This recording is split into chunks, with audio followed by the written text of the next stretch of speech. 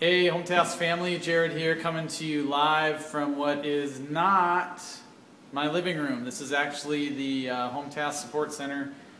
We've got a really comfy environment up here in the front of this space. I'm not sure if you have seen it or not yet, but it's really neat. We're looking forward to having you here soon, later this year for the HomeTask convention. I'm coming to you this week with sort of a company update.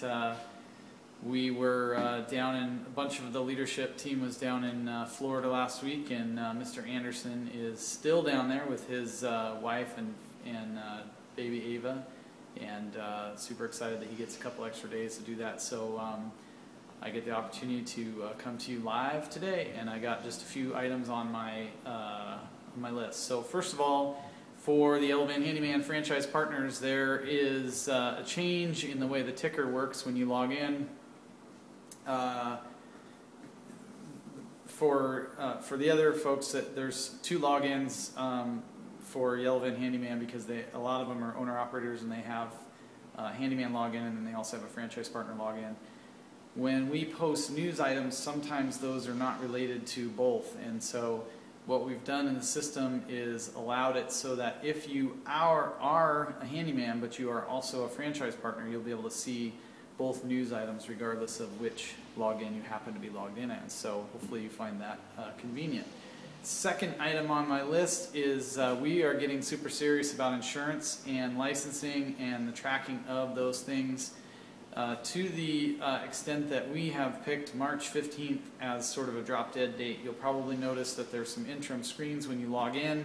If your insurance and license and bonding and whatever necessary information we need in order to verify that your business is up to date is not up to date, then you're going to get that notice, and we're giving you some grace period between now and March 15th to get it updated for a handful of you that it's already expired. For everyone else, you'll see that notice when you log in, and it's important that you get that information or you're going to basically lose access to the site. So we got to get that, and we got to be serious about that, because there's all kinds of implications of operating without a license or insurance, and so we got to make sure that's good. You might have noticed recently that HomeTask.com got a makeover, and it's really cool, and we're continuing to make improvements to all of our websites. Watch for some additional new things happening among the brands in terms of web things to come this next few months. But definitely check out HomeTask.com and see how that vision of that as a service portal is coming to life, and I'm really, really excited about that. Okay, number 4 is a big one, and I'm talking to the franchise partners here. I need your help. I'm asking for some help, and I need you on this one. Every year we like to take a look at the way our trademarks are being used out on the web and in your local markets. So take a look, do some searching. Searching is totally different depending on what market you're in. If I do a search here on Pet Butler, it's going to be different than what it's going to be in one of the other cities. So it's really important that you do the local search, find out who's squatting on our trademarks and what's up with that. Thank you to several of you who this last few weeks have notified us that the duty calls franchise owners are using Pet Butler trademark inappropriately. So this week I talked to Jacob Danilio, who is the president of Duty Calls, and he and I are continue to be in absolute agreement that we should not be using each other's trademarks, and he has verified with me that nowhere on their websites, nor is there anywhere on our websites that we have or are using each other's trademarks. With that caveat, his franchisees might still be. He sent out a notice, just like I'm sending out a notice to you, except for he did his in writing. I think we might be just a notch cooler because we do it on video. I'm just kidding. But seriously, make sure we're not using duty calls in any of our publications or allowing our SEO vendors or different things that we have going on online, as tempting as it might be, to do that, because he's asking his franchise owners to do the same thing. Now, I will tell you this is business. I don't know Jacob Danilio and have no reason to trust him other than he told me I could. So I'm going to trust him, and I'm going to believe that he actually does have a fair and just approach to business, and I'm hoping that their company in general is in that same space. So what to do if you find violation of the trademark? Please send us a Copy the URL. That's the address at the top of your page. Copy that and paste it, and just do a bunch of searching and save them. If it takes you a couple weeks to do it, no big deal. Just save them all on a list and then email them over to the support team so that we can get them. And what we will do is we will do our best to prevent those people from continuing to use our trademark, which is obviously very helpful for all of our businesses. So get us that information and we will send out cease and desist letters, or we'll get our attorneys involved, or whatever we have to do to make sure that that stuff stops. Okay, I'm getting towards the end here. Alan said I had to keep these short or I lose people's attention, so hopefully that's not the case. Number 5. This is sort of a pet peeve for me, but it's actually a blessing to you. I really, really want you to know that our support team is here to support you. And they are like your administrative assistant. Many of you have not been through our training. Most of the Pet Butler franchises have not been through our training, but you will get a good dose of that at the convention this year, so I'm super excited about that. But let me explain what I mean.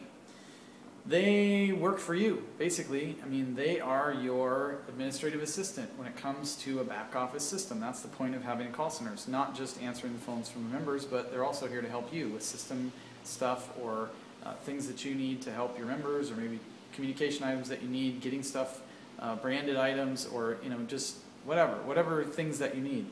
The reason why I bring this up is because I think it's really important that you realize that although we have a great team, wonderful team, super excited about who we have on staff, it's important that you communicate your needs and desires in terms of results. And so let me see if I can identify this. You may call a franchise partner and say, I need some Pet Butler Frisbees, which they are very cool, by the way. And you say, can you get me some? And maybe that's your request. Our support team should ask you a question and say, can you clarify for me exactly what a win would be for you? And you would need to respond in this way, or you could just start your request with this so that they know what does a win look like for you. And it may be this.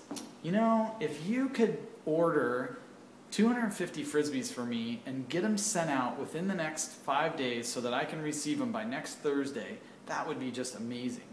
And I have a credit card number in the system, and so you go ahead and charge it to that and let me know if you have any issues. You see how that's different? Like, you defined what a win is for you, and so our staff really has a lot less of a window for ambiguity and to not sure exactly what a win looks like for you. In that, you're helping to train our staff, and you're helping yourself to train your support team to know exactly what it is that you need. So try to speak in terms of results. When you make a request to us and to the support team, try to think through, like, what does a win look like for me in this? X, X, and X. And what I'm committing to you is that we're asking our support team to make sure that they're closing the loop. So after they do something for you, that they're communicating back and saying, hey, this is what happened, this is what I did, this is how it went, X, Y, Z, whatever the information is. That's very helpful. Okay, last item, and then I'll wrap up. Let's see. I wanted to talk to you about something that I talked to Fred DeLuca when I was down in Florida, and I learned something that is, to me, I wish it was something he would have told me years ago, although in some ways I'd say I probably knew it because it's so simple, but I think we could all say that. But it was still profound to me when I heard it, and so I want to share it with you. And oh boy, am I getting long here. Alan's going to be so upset with me. Don't tell him, okay?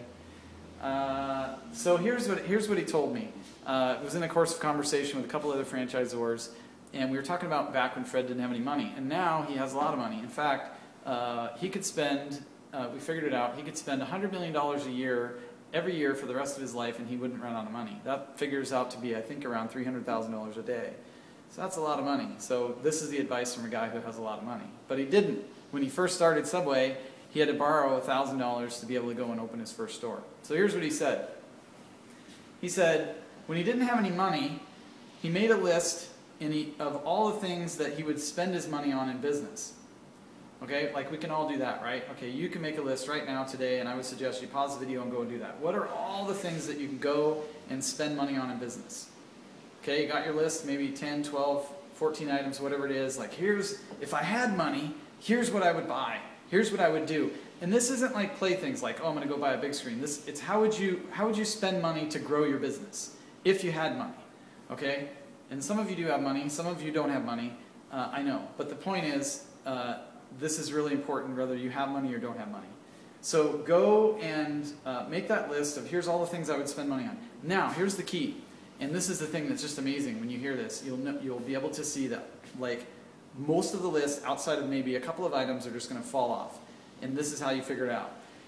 When you figure out where you actually do spend your money is figure out what the ROI or the return on investment is for each one of those items. How much do you have to spend and how long is it before you get that money back? Or maybe you get it back 2-fold or 3-fold or 37-fold. Okay? And the shorter that time frame is, that's where you should spend your money. And if you don't have any money, when you get a little bit of money, that's where you should spend your money. So that's our weekly wrap up. Thanks.